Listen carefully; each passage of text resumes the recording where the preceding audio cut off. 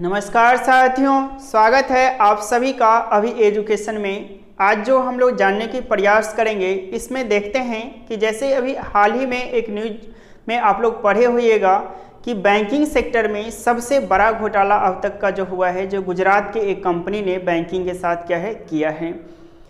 ऐसा तो भी हो सकता है कि किसी बैंक के साथ बहुत बड़े रकम में घोटाला हो गया हो और उस बैंक को बंद करना पड़ जाए लॉस में जाने की वजह से, या आरबीआई उस बैंक का लाइसेंस जो है रद्द कर दे। ऐसा तो होता नहीं है, लेकिन अगर हो जाए तो अगर करना पड़े कि इतना बड़ा घोटाला हो जाए कि लास्टली फाइनली उस बैंक को बंद करना पड़े, आरबीआई के द्वारा उस बैंक का लाइसेंस अगर रद्द कर दिया जाए, तो जो अकाउंट होल्डर जो आम पब्लिक होता है उसका जो पैसा जो होगा तो फिर वह बैंक देगा। बैंक अगर बंद हो जाती है तो कौन देगा? बैंक ही बंद हो गया तो क्या पैसा हम मानेंगे क्या कि पैसा डूब गया? या भारत सरकार देगा, या स्टेट की जो भी राज्य की सरकार है वह देगा, या आरबीआई मतलब कि देगा? इस चीज़ को जो है हम लोग जानते हैं कि अगर बैंक किसी भी कारणवश, वो फ्रॉड का मामला हो या अन्य कोई कारणवश, अगर किसी भी कारणवश पूरी तरह से अगर जो है बैंक डूब जाता है और उस बैंक को बंद करना पड़े, है ना, तो उस कंडीशन में कस्टमर के साथ क्या होगा? कस्टमर का पैसा मिलेगा कि नहीं मिलेगा? मिलेगा तो कितना मिलेगा, कितना नहीं मिलेगा? ये सारे चीज़ जो है इसमें हम लोग जानेंगे। तो इसके लिए जो है एक आरबीआई की एक सहायक कंपनी जो है काम करती है, DICGC, और इसके बारे में देखिए एग्जाम में भी पूछा जाता है और ऐसे भी हम लोग बेसिक नॉलेज के लिए ये सारी चीज़ की जानकारी चाहिए। प्रत्येक आदमी का क्या है अभी बैंक में खाता है ना, तो जानना जरूरी बनता है। चलिए, तो सबसे पहले DICGC जो है इस तरह के जो है बैंक के लिए क्या करती है? काम करती है। तो आज इसी DICGC के बारे में पूरा जो है हम लोग डिटेल से जानेंगे, एग्जाम के व्यू से भी और ऐसे बेसिक जानकारी, आम जानकारी के लिए भी जानेंगे। तो DICGC सबसे पहले इसका अगर फुल फॉर्म की बात करें तो फुल फॉर्म क्या होता है? Deposit insurance and credit guarantee corporation. क्या होता है? Deposit insurance and credit guarantee corporation, ये फुल फॉर्म हो गया। तो कभी कभी आप लोग से एग्जाम में पूछ देगा कि आई का DICGC में आई का मतलब क्या होता है, तो इंश्योरेंस हो जाएगा, सी का क्रेडिट, जी फॉर गारंटी और सी फॉर कॉरपोरेशन हो जाएगा। ठीक है, अब देखिए यहाँ पे, अब देखिए एक चीज़ ये भी सस्पेंशन की, अगर सी का मतलब पूछेगा तो सी का क्रेडिट या कॉरपोरेशन, तो वहाँ पे आपसे क्या करेगा? DICGC लिखेगा, उसमें बोल्ड कर देगा। अगर इस सी का बोल्ड क्या है तो क्रेडिट होगा, अगर इस सी का अर्थ पूछ रहा है तो कॉरपोरेशन हो जाएगा। बोल्ड कर देगा कि इसका, इस लेटर का मतलब बताइए। अब देखिए ये जो है डिपॉजिट इंश्योरेंस एंड क्रेडिट, ये जो है क्रेडिट गारंटी कॉरपोरेशन जो है, ये कब पारित हुआ था, कब बना था? तो ये DICGC से जो है एक्ट 1961 एनेक्टेड, मतलब ये 1961 अधिनियम जो है पारित हुआ था।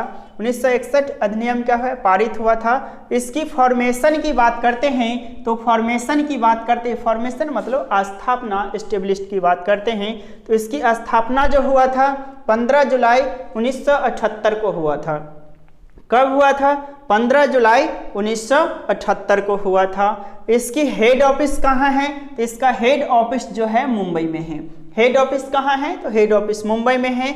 इसका चेयरमैन, पदेन पदाधिकारी, जो चेयरमैन जो है, चेयरमैन कौन होता है? तो हमेशा याद रखिएगा, जो DICGC का जो चेयरमैन जो होता है, डिप्टी गवर्नर ऑफ आरबीआई, हमेशा डिप्टी गवर्नर ऑफ आरबीआई होगा। इसका जो चेयरमैन होगा कौन होगा? Deputy governor of RBI. ये जो स्टार्टिंग में जो प्रारंभिक पूंजी जो था, इनिशियल कैपिटल जो है, प्रारंभिक पूंजी, जब इसको शुरुआत किया गया था तो 50 करोड़ पूंजी के साथ क्या है? शुरू किया गया था। कितने के साथ? प्रारंभिक पूंजी क्या हो जाएगा? इनिशियल कैपिटल जो है 50 करोड़ के साथ शुरू किया गया था। DICGC जो है किसके अंडर में रह के काम करती है? क्या किसी राज्य सरकार के अधीन रह के काम करता है या भारत सरकार के अंडर रह के काम करता है? नहीं तो भारत सरकार के अधीन आता है, नहीं किसी स्टेट के अंतर्गत जो है आता है। अब देखिए जो है DICGC जो है ना, भारत सरकार के पास अंडर में रह के काम करता है, ना किसी राज्य के, तो किन के अंडर में जो है काम करता है, तो ये आरबीआई फुली ऑन्ड सब्सिडी, ये आरबीआई की एक सहायक कंपनी के तौर पे काम करता है। पूरी तरह से इसका जो है किसके द्वारा, आरबीआई के द्वारा जो है संचालित जो है किया जाता है। अब यहाँ तक तो मेन समझे ये, इसके बारे में DICGC के बारे में कि फुल फॉर्म क्या होता है, कब इसका जो है कौन सा अधिनियम पारित हुआ, कब स्थापना हुआ, चेयरमैन कौन होता है, फिर हेड ऑफिस कहाँ है, इनिशियल कैपिटल प्रारंभिक पूंजी क्या है, किसके अंडर में रह के काम करता है, यहाँ तक तो सीखे। मेन अब जो सीखना है यहाँ से सीखना है, जैसा कि हम बताएं कि किसी कारणवश है ना, किसी कारणवश अगर बैंक बंद हो जाता है तो आपका पैसा मिलेगा या नहीं मिलेगा, मिलेगा तो कितना मिलेगा, किनके द्वारा मिलेगा, ये चीज़ जानते हैं। इसी के लिए जो है हम इसको जो है आज हम लोग पढ़ रहे हैं। तो देखिए यहाँ पे जैसे मान लेते हैं कि कोई व्यक्ति है ना, उनका अकाउंट जो है क्या है, उनका अकाउंट किसी भी बैंक में है, वह प्राइवेट बैंक हो या सरकारी हो या फॉरेन जो भी विदेशी बैंक है उसमें है। तो किसी का ये भी हो सकता है कि उनके अकाउंट में 10,000 हो, 20,000 हो, किसी को लाख, 2 लाख, 10 लाख, 20 लाख, 50 लाख भी क्या है जमा हो सकता है। अब देखिए जानते हैं इसमें, अब इसमें कह रहा है कि मैक्सिमम इंश्योरेंस जो है 5 lakh each customer of a bank, each customer of a bank, प्रत्येक कस्टमर को जो इंश्योरेंस जो होगा कितना, 5 लाख तक। सबसे पहले ये DICG काम क्या करता है, तो इंश्योरेंस का काम करता है। क्या करता है, इंश्योरेंस का काम करता है। जितने भी अकाउंट होल्डर जो होता है, जैसे कि हम या आप या किसी भी पर्सन का जो अकाउंट होता है उनका इंश्योरेंस होता है। क्या होता है, इंश्योरेंस होता है। कैसे होता है अभी इसमें देखेंगे आगे। देखिए तो मैक्सिमम जो है इंश्योरेंस जो है 5 lakh each customer of bank, प्रत्येक बैंक के कस्टमर को 5 लाख तक, कितना, तो 5 लाख तक का इंश्योरेंस होता है। पहले ये जो था 1 लाख था, अब जो है बढ़ा करके क्या कर दिया है 5 लाख, याद रखेगा। तो मैक्सिमम इंश्योरेंस जो है 5 लाख इस कस्टमर फॉर बैंक, प्रत्येक बैंक के जो है ये प्रत्येक कस्टमर को क्या है 5 लाख तक का होता है। ये जो है इंश्योरेंस जो कवर जो करता है, जो इंश्योरेंस जो कवर करता है किस किस बैंक को करता है, तो ऑल बैंक्स कवर्ड लिखा हुआ है, सभी बैंक। यह वह बैंक जो है आपका सरकारी पब्लिक सेक्टर का बैंक हो या प्राइवेट सेक्टर का बैंक हो या फॉरेन बैंक हो, कोई भी बैंक होगा, है ना, सारे बैंक इसमें क्या हो जाएगा, जो पब्लिक को डील करता है सारे बैंक क्या हो जाएगा, कवर्ड हो जाएगा। फिर है कि all types of deposit, all types of deposit है ना कवर्ड, सभी प्रकार के जमा अगर देखा जाए तो बैंक में जैसे कि हम लोग जमा करते हैं तो सेविंग अकाउंट के थ्रू जमा करते हैं, करेंट अकाउंट के थ्रू जमा करते हैं, एफडी के फिक्स डिपॉजिट के रूप में जमा करते हैं, आरडी रैकरिंग डिपॉजिट के रूप में जमा करते हैं। हम लोग अगले क्लास में ये सब भी सीखेंगे, करंट अकाउंट क्या होता है, सेविंग अकाउंट क्या होता है, अभी सिर्फ जान लीजिए, ठीक है। एफडी आरडी पूरा डिटेल से पढ़ेंगे।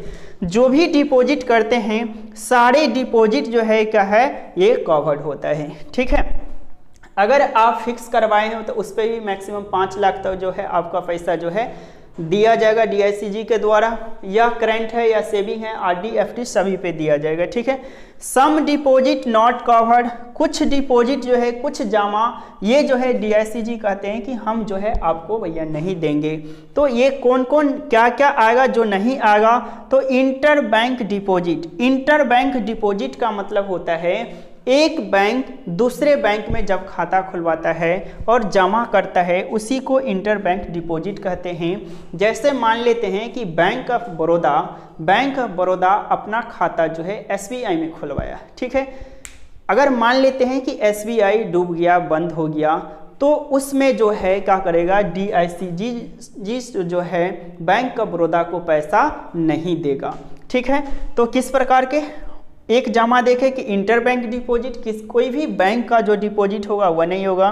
फिर डिपॉजिट बाय स्टेट गवर्नमेंट या सेंट्रल गवर्नमेंट, अगर बैंक डूब जाता है तो अगर किसी राज्य सरकार का उसमें खाता हो या भारत सरकार का हो, उस जमा का भी जो है ये कवर नहीं करता है। फिर डिपॉजिट बाय फॉरेन गवर्नमेंट, या कोई विदेशी सरकार भी अगर जो है उनका खाता है तो उनका भी जो है नहीं होगा। अब ये DICG जो है देखिए मैक्सिमम अमाउंट ध्यान दीजिए कि आपका 5 लाख मिलेगा, कितना है 5 लाख मिलेगा।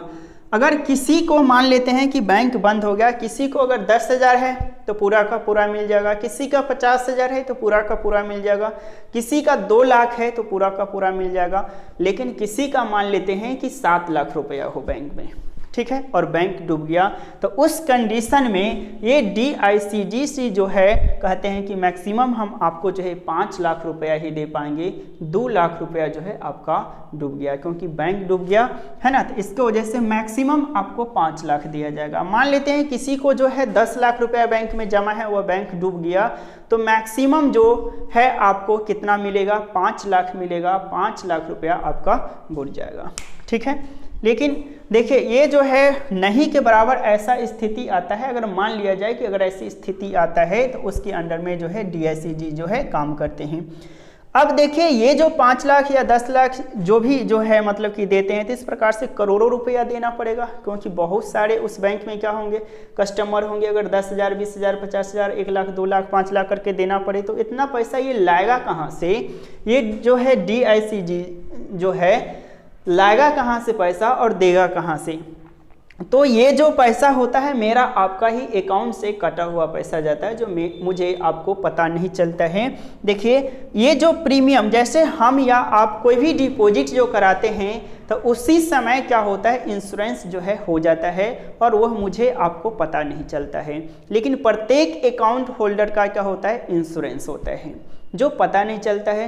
क्यों पता नहीं चलता है? क्योंकि अलग से आपको प्रीमियम, जैसे LIC करवाते हैं तो अलग से आपको क्या होगा, 3 महीने, 6 महीने या साल भर पे आपको प्रीमियम जमा करना पड़ता है। यहाँ पे आपको किसी भी प्रकार का कोई प्रीमियम जमा करना नहीं पड़ता, ये ऑटो डेबिट खुद ब खुद क्या हो जाता है, आपके अकाउंट से पैसा जो है कट जाता है। और इतनी छोटी रकम होता है, इतना छोटा रकम होता है जो हमें आपको पता नहीं चलता है कि ये पैसा किस लिए कटा। उससे ज़्यादा ब्याज आ जाता है, जैसे 1,000 रुपया जमा है उस पर जो है साल में ब्याज ही आ गया, उसमें से कुछ पैसा अगर कट भी गया 1, 2, 3 रुपया तो पता नहीं चलता, उस पर हम आप क्या करते हैं, ध्यान भी नहीं देते हैं, है कि नहीं। लेकिन वह पैसा कहाँ जाता है, तो इनके पास जाता है, DICGC के पास जाता है। तो देखिए प्रीमियम अमाउंट जो होता है कितना होता है, 12 पैसा पर 100, है ना। 100 रुपया अगर आपके अकाउंट में है और 1 साल तक जो है पर एनम, मतलब 1 साल में 12 पैसा जो है आपके अकाउंट से क्या है, कट जाएगा। मान लेते हैं कि 1,000 रुपया जमा है आपके अकाउंट में, 1,000 रुपया जमा है, तो 1 साल में 12 पैसा के हिसाब से 1 रुपया 20 पैसा जो है कट जाएगा, इंश्योरेंस का प्रीमियम कट जाएगा, ठीक है। क्या कट जाएगा, इंश्योरेंस का प्रीमियम जो है कट जाएगा। अब देखिए इंश्योरेंस क्लेम हम कितने दिन के अंदर जो है कर सकते हैं, तो ये जो है 90 डेज मतलब 90 दिन के अंदर जो है इंश्योरेंस क्लेम जो है किया जाता है। तो आज हम लोग क्या सीखें कि अगर कोई बैंक किसी भी कारणवश अगर डूब जाता है तो कस्टमर का जो डिपॉजिट जो होता है वह डिपॉजिट किसी भी प्रकार का हो, सेविंग हो, करेंट हो, FD हो, RD हो, उस कंडीशन में पैसा कौन देगा, उस कंडीशन में पैसा कौन देते हैं, तो DICGC देते हैं। मैक्सिमम कितना देगा, तो मैक्सिमम 5 लाख तक देगा, ठीक है, मैक्सिमम 5 लाख तक देगा। किनको देगा, तो ये सभी बैंक के जो कस्टमर है सभी को देगा, है कि नहीं। किस प्रकार के डिपॉजिट, तो सभी प्रकार के deposit, all bank covered. All bank covered करने मतलब कि प्राइवेट बैंक हो या पब्लिक सेक्टर का हो या फॉरेन बैंक हो। कुछ डिपॉजिट जो है कवर नहीं करता है DICGC, जैसे इंटर बैंक डिपॉजिट। तो इंटर बैंक डिपॉजिट क्या होता है कि एक बैंक जब दूसरे बैंक में खाता खुलवाते तो इंटर बैंक डिपॉजिट, तो उस कंडीशन में भी नहीं देगा। फिर deposit by state government and central government, अगर किसी राज्य सरकार या केंद्रीय सरकार जो है केंद्र सरकार का खाता है उस कंडीशन में भी नहीं देगा। फिर डिपॉजिट बाय फॉरेन गवर्नमेंट, कोई विदेशी सरकार का खाता है उस कंडीशन में भी नहीं देगा। फिर प्रीमियम की रकम कितना है, तो 12 पैसा पर 100 पर एनम। कितने दिन में अंदर जो है क्लेम कर सकते हैं, तो 90 डेज के अंदर जो है क्लेम जो है कर सकते हैं। तो आज जो है हम लोग फुली तरह से अगर देखा जाए तो DICGC के बारे में पूरी तरह से जाने, एग्जाम के पर्पज से भी और ऐसे बेसिक नॉलेज के लिए भी हम लोग जो है जाने हैं। फिर अगले क्लास में बैंकिंग से ही रिलेटेड कुछ वीडियो जो है फिर हम लाएंगे, तो उसको भी देखिएगा और इसे भी आप लोग जो है देखिए और नोट डाउन जरूर करिए। एग्जाम के पर्पज से भी अगर आप बैंक का एग्जाम दे रहे हैं तो वहाँ पे भी ये जो है बैंकिंग GA के अंतर्गत क्या है, बैंक से रिलेटेड जो भी चीज़ है ये सब पूछा जाता है कि DICGC का फुल फॉर्म क्या होगा, मैक्सिमम इंश्योरेंस कितना कवर करता है, किस टाइप का जो है बैंक को कवर करता है, किस प्रकार के डिपॉजिट को कवर करता है, किस डिपॉजिट को नहीं कवर करता है, सारे चीज़ जो है पूछा जाता है। तो फिर मिलते हैं हम नेक्स्ट क्लास में, और आप लोग वीडियो को ज़्यादा से ज़्यादा क्या करिए, शेयर करिए, लाइक करिए, कमेंट करके ज़रूर बताइए, और क्लास रेगुलर रखने के लिए चैनल ज़रूर सब्सक्राइब कर लीजिए। मिलते हैं नेक्स्ट क्लास में। Thank you so much.